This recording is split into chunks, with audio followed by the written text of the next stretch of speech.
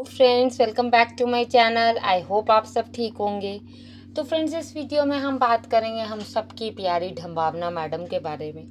हमारी मैडम जी के दो व्लॉग्स पे मैं बात करूंगी। एक तो जो व्लॉग जिसके अंदर इन्होंने अपना गिफ्ट झूला दिखाया और दूसरा सैरोगेसी।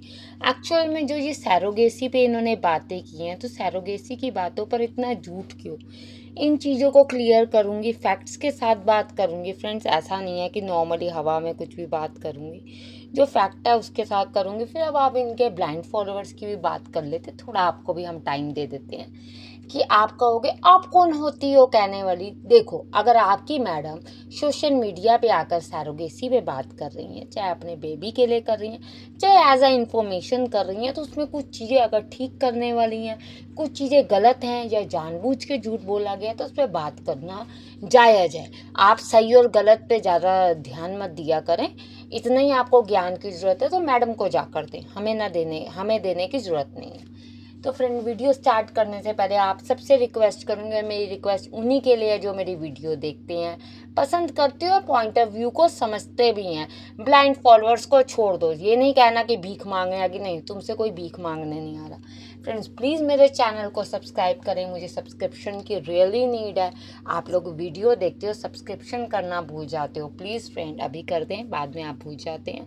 टारगेट मुझे कंप्लीट करना है। जो ये कहते हैं फ्री के पैसे, तो फिर पैसे तो तभी आएंगे, जब आएंगे तो मैं आप लोगों को बताऊंगी भी ज़रूर। और वीडियो को लाइक ज़रूर करें और जो भी आपका पॉइंट ऑफ व्यू है कमेंट्स के थ्रू ज़रूर बताएं। फ्रेंड, जैसे कि आपको पता है, हमारी ढंबावना मैडम को लोग कह कह के थक गए कि बेबी जो आएगा वो बहुत छोटा है, उसको इन्फेक्शन का डर है। खासकर आपको पता है, जब पेट्स होते हैं तो उनके बाल हो गए, खासकर उससे बच्चों को इन्फेक्शन, इवन अस्थमा तक की प्रॉब्लम बच्चों के बीच में आ जाती है। आपने एक चीज़ नोटिस की होगी, जो हमारी ढंबावना मैडम है, उनके नोज़ के पास हर समय एक रफनेस सी, ड्राइनेस सी रहती है, जो हर वक्त क्रीम लगाती रहती हैं। लास्ट व्लॉग में वो साफ भी कर रही थी क्रीम को। एक्चुअल में क्योंकि जो उनके फरी बेबीज़ हर वक्त मुंह चाटते हैं, नाक चाटते हैं, जिससे कि ये प्रॉब्लम है और ये नॉर्मल हो जाती है। ठीक है, आप प्यार करते हैं, आपके बेबीज़ हैं, आपका कहना ये है कि मैं इनको दूर नहीं करूँगी, और करना भी नहीं चाहिए। बस कुछ प्रिकॉशंस होती हैं जिनको ले लेना चाहिए। जैसे कि अब मैडम को पहले भी बहुत बार आया है, जब ये बेबी के कपड़े लेकर आई तो मैडम खुद ही पहन पहन के दिखा रही थी, बिब हो गया और वो सब चीज़ें होगी, जबकि इन्फेक्शन का डर है। कुछ चीज़ें तो आप वॉश कर लोगे, बट कुछ चीज़ें आप वॉश नहीं कर पाओगे, जिससे आप अपनी बॉडी के साथ टच कर रहे थे, जिसपे आपके फरी बेबीज़ भी हैं, आप पॉल्यूशन में भी गए, बाल भी उनके चिपके, हर चीज़ उस चीज़ बच्चे को इन्फेक्शन तक पहुंचा देगी।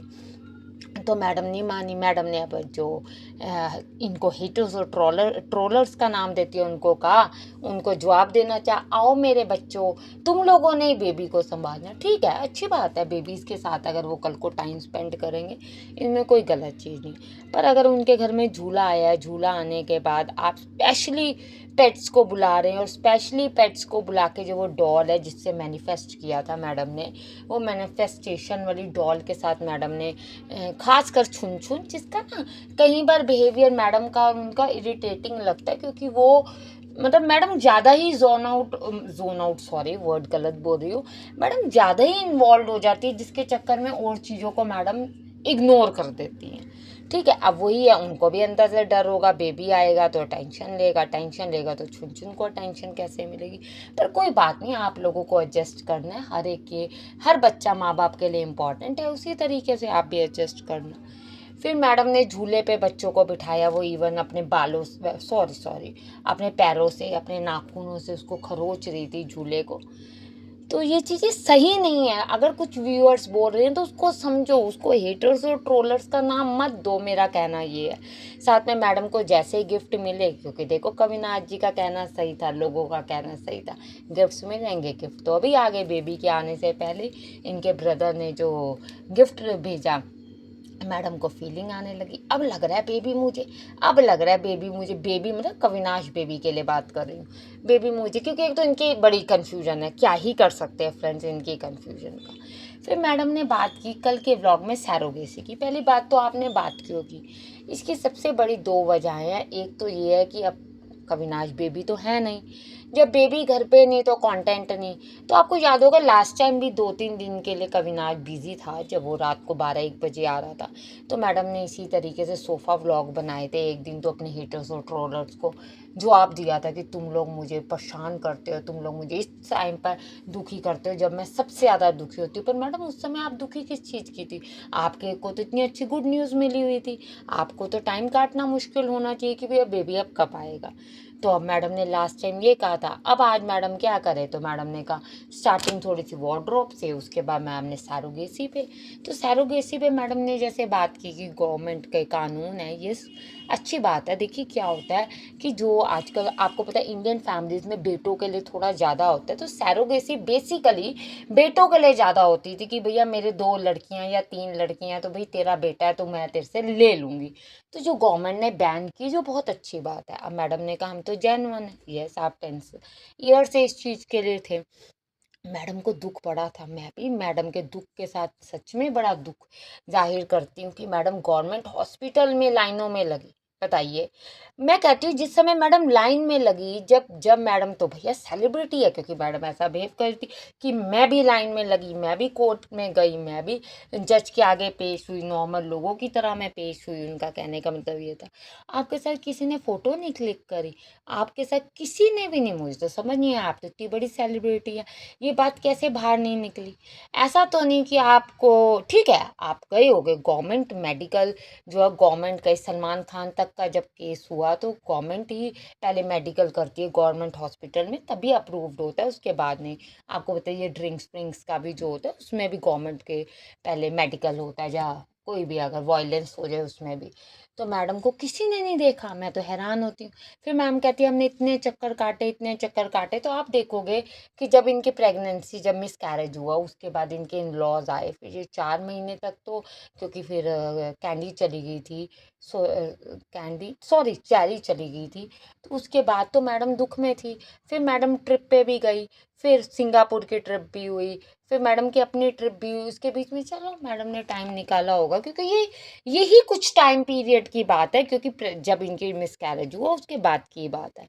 फिर मैडम ने कहा कि भैया ये सब नहीं कर सकते। इतना मेरे को समझ नहीं आया, इतना डीपली जो मैडम कह रही थी हम पे तो कोई केस नहीं कर सकता, क्योंकि देखो इनको ये पता है रिएक्शन वीडियोस वाले वीडियो बना रहे हैं, इनका ही कंटेंट मैं ले लेती हूँ, अब कुछ और तो बताने को है नहीं। कि भैया वो कहते हैं अडॉप्टेशन की सैरोगेसी, अडॉप्ट कर रहे हो कि सैरोगेसी, तो चलो सैरोगेसी पे बात कर। तो मैडम ने कहा हमारे खिलाफ कोई फालतू बोल नहीं सकता। मैडम अपनी बातें पक्की कर रही थी, हमारे पास तो सब कुछ सबूत में है। तो देखो क्यों कोई बोलेगा, आप बताओ। फिर एक बात है जिस चीज़ को मैं सबसे ज़्यादा कॉल आउट करना चाहूँगी, और मैं यहाँ लगा भी दूंगी साथ में, कि मैडम ने एक बात कही कि जब ये सैरोगेसी होती है तो वो सारा का सारा जो सैरोगेट मदर होती है उससे हम लोगों का कोई लिंक नहीं होता। वो सिर्फ डॉक्टर्स होते हैं, उन्हीं को ही पता होता है, मेडिकल टीम को ही पता होता है। तो ऐसा नहीं है मैडम, ऐसा नहीं हो सकता। कोई स्पर्म थोड़ी डोनेट कर रहा है। जो स्पर्म डोनर होते हैं वो जब स्पर्म देते हैं तो उसके बाद उनकी कॉन्फिडेंशियल रखी जाती है, आइडेंटिटी नहीं बताई जाती।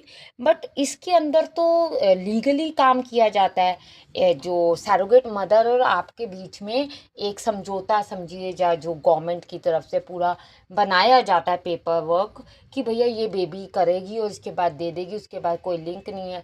बीच में जो भी पैसा, जो भी खर्चा, वट एवर जो भी करना है, वो लोग, वो आप लोगों का काम होता है। वो आप और मेडिकल टीम संभालती है, जो बच्चे को का वो करती, मतलब मदर को एज अ ट्रीट करती है। तो ये तो कहीं भी नहीं लिखा। कुछ कंट्रीज में है, यस कुछ कंट्रीज में है, बट इंडिया में ये रूल नहीं है।